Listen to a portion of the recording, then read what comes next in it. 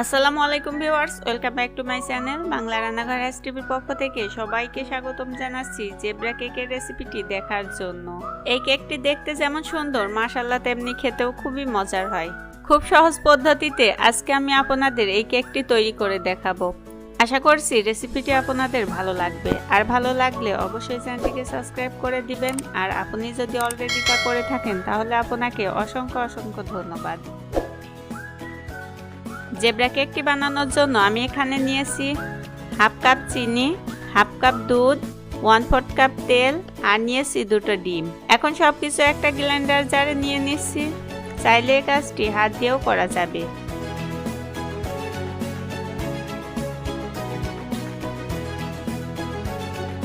এবার এর মধ্যে হাফ চা চামচ ভ্যানিলা এসেন্স দিয়ে 2-3 মিনিট মতো ব্লেন্ড করে নেব।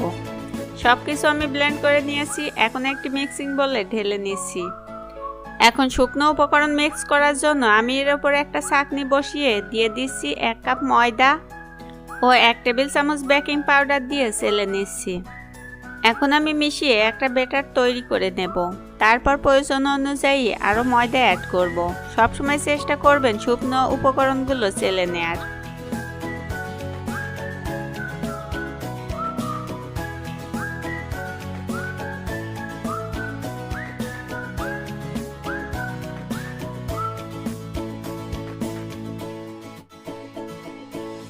এখন আমি আরো হাফ কাপ ময়দা দিয়ে মিশিয়ে নেব।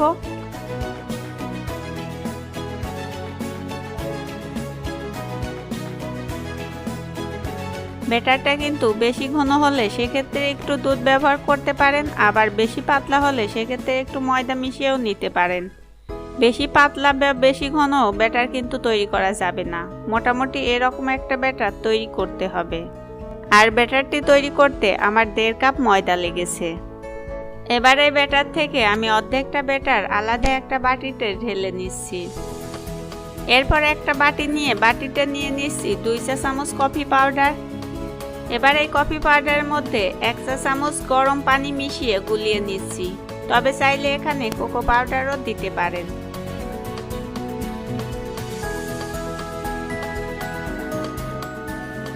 এবার আমি এই কফির মিশ্রণটা অর্ধেকটা ব্যাটারে ভালোভাবে মিশিয়ে নেব।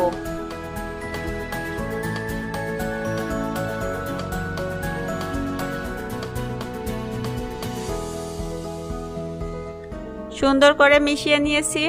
2টা ব্যাটারি তৈরি। এখন কেকের ডিজাইনটা করার জন্য একটা বাটিতে 1 চা চামচ তেল দিয়ে ব্রাশ করে নিচ্ছি।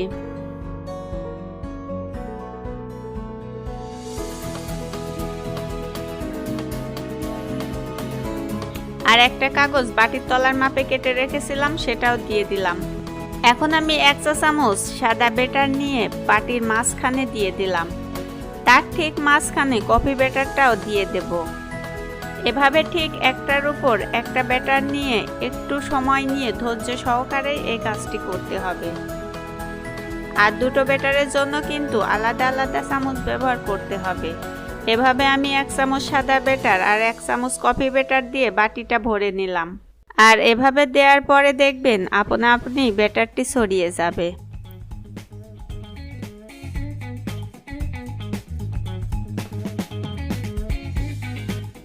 আর সব শেষে মাঝখানে 1 চামচ কফি ব্যাটার দিয়ে দিলাম। এখন আমি বাটিটা ধরে একটু ট্যাপ করে নিচ্ছি, এতে করে ভেতরে কোনো এয়ার বাবলস থাকলে সেটাও বেরিয়ে আসবে। এবার আমি একটা টুথপিক নিয়ে প্রথমে আমি এভাবে নিচ থেকে টেনে মাঝখানে এনে রেখে দেব। আর দাগটা টানার পরে কিন্তু টিস্যু দিয়ে কাঠিটা মুছে নিতে হবে। এরপর আমি চারদিক থেকে 4টা দাগ কেটে নেব।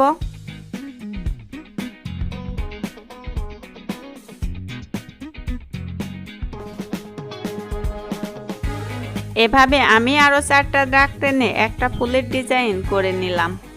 দেখুন কেকটা দেখতে কতটা সুন্দর লাগছে। হবো কেকের ব্যাটার থেকে একটু ঘন ব্যাটার তৈরি করে এভাবে কোকো পাউডার অথবা কফি দিয়েই এই সুন্দর কেকের ডিজাইনটি করা যায়। এখন আমি কেকটি বেক করার জন্য চুলায় একটা হাঁড়িতে একটা স্ট্যান্ড বসিয়ে 5 মিনিট প্রিহিট করে নিয়েছি। এখন কেকের বাটিটি বসিয়ে দেব। আর ঢাকনাটি দিয়ে ঢাকনার ছিদ্রটি বন্ধ করে 30-35 মিনিট মতো বেক করে নেব। আর এই 30-35 মিনিটের আগে ঢাকনাটি খোলা যাবে না।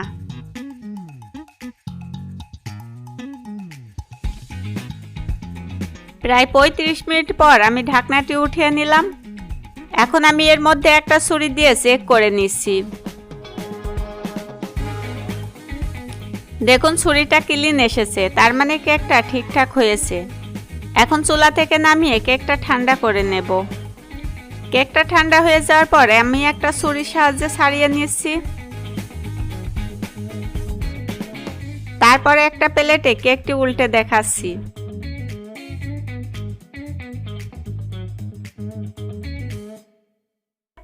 আর এই কেকটা দেখতে যেমন সুন্দর তেমনি মাশাআল্লাহ খেতেও খুবই মজার।